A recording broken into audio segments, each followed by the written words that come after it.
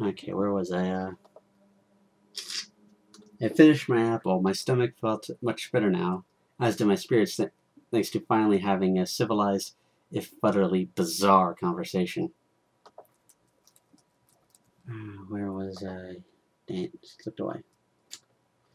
Oh, time's almost up. Look, there are a few things you're going to need if you're going to survive out here. A weapon, at least a lot more ammo than the one you have. Armored bardings, a bit of guidance, and more importantly, you need to make some friends. Eh? Armor, at least, shouldn't be too hard, although I shudder at the thought of putting on a dead pony's bardings. Still, that grazing shot, I had been outside less than a full day and already had gotten terrifyingly close to death. I could probably slip back around the bridge and strip off the corpses there. Weapon, if the idea of stripping armor from the dead made me cringe, the idea of possibly killing again stopped my heart. In friends? I'd had no luck with that as a foal in the stable.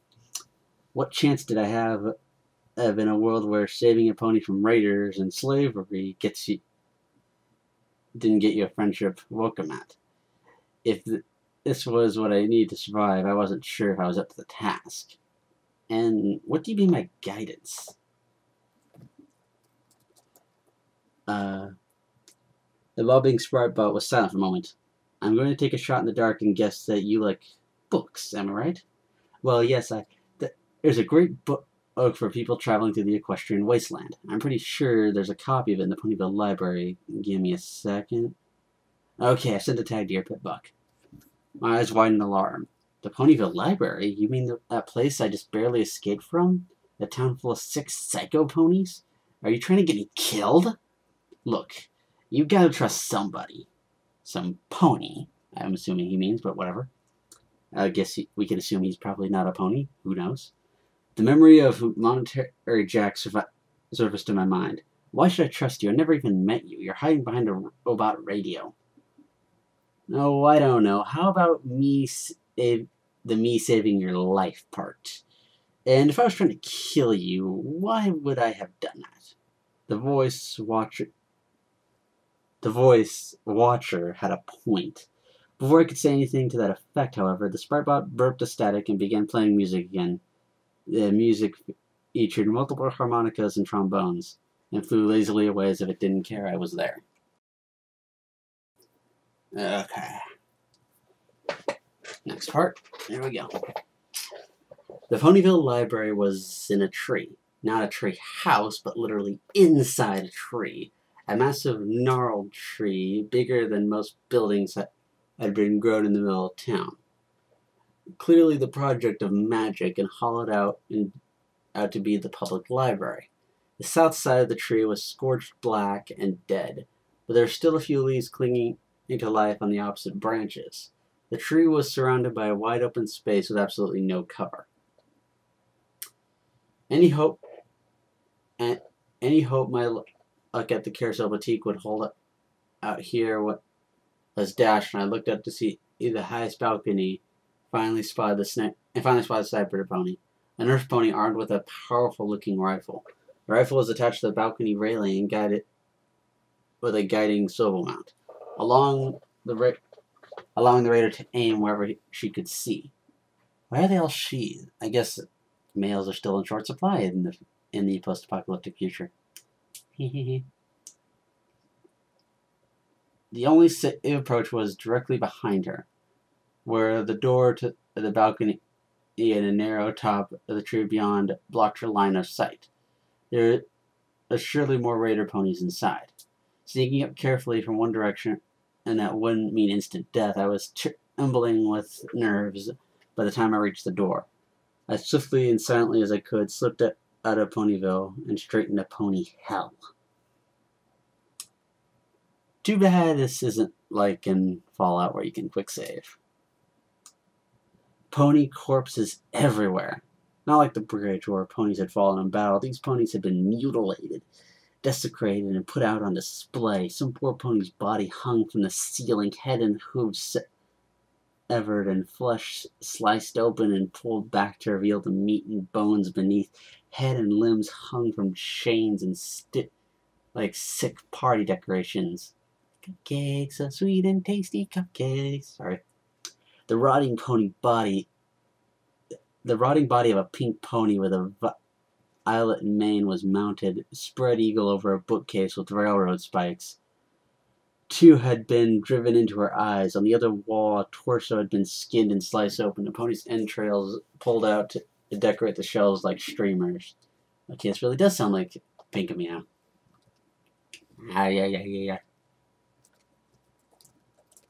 Blood and gore were everywhere, dripping from the ceiling and paint eating the walls in equal parts with the graffiti that had somehow gotten even more mocking and cruel. Between the bookcases, pre-war posters were mounted in shattered frames. Some raider ponies had painted it over one of them with them reading his magic, with a crude but effective description of a megaspell detonation.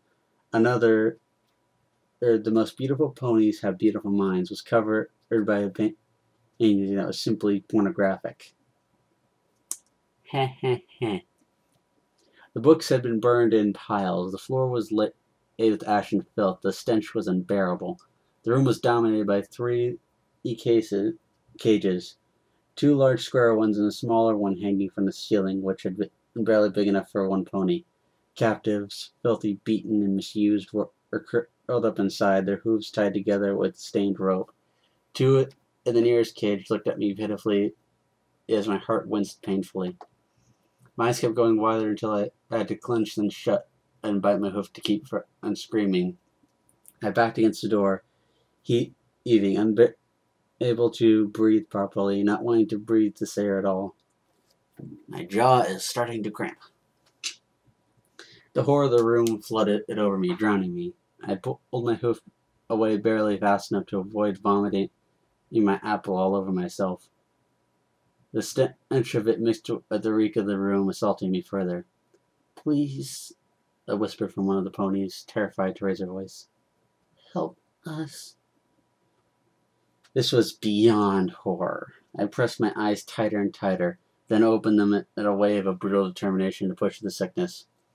Please, help. This was no voice, disembodied and trapped in an eternal loop, confirming some radio signal floating through the ether. These were living ponies. They were right here in front of me, and they needed help. And I was damned as these rotten aiders if I was going to make them beg again. The screwdriver and bobby pin slipped out and immediately began working on the nearest lock. With a click, the metal cage swung open. Inside, 2 ponies, bound and laying in their own filth. I realized uncomfortably that I had nothing to cut the ropes with. I tried to untie them with my magic. The first pony's ropes were so wet with blood I could pull them apart, but the second ponies were bound too tightly. Are you for real? The first pony stood shakily. I'm free? I nodded and glanced at the other ponies. I had no idea how I'd reach the one in the hanging cage. If you could, it'd help me with. The pony, he balanced and shook her mane. Oh no, I can't stay here any longer. But here, take these supplies. I managed to squirrel them away. The pony dug into the floor or muck with her hooves, revealing an utterly pathetic pile of scraps laying on a dirty rag that amounted to her entire worldly possessions. A can of diced carrots, a box of pre-war single-serve case, a handful of bottle caps. It broke my heart. No, you keep it. You'll need it more. I paused, my eye catching the single shotgun shell in the pile. Actually, I'll take this shell, thanks. I magically opened up the shotgun and slid it into place. Now I had 2.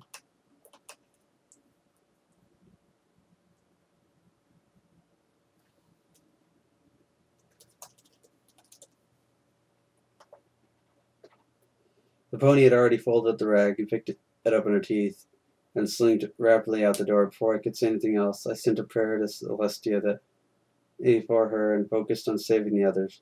I looked over the second pony, who hadn't said a word, and recoiled when I saw blood aching inside of her flanks. What had these raiders done? Looking around, I took of the shape of the room, trying to blot out the horrors everywhere.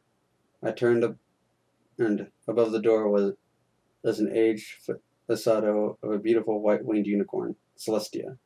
Unusually large and graceful, a book floating in front of her, or her wings outstretched over a rainbow of foals, and as I smiled and listened to the story time. Not only had the ponies painted it over it with images of blood and knives and violence, the fresco had been used for target practice, everything from bullets to flung excrement, and now it shouted and stained unspeakably.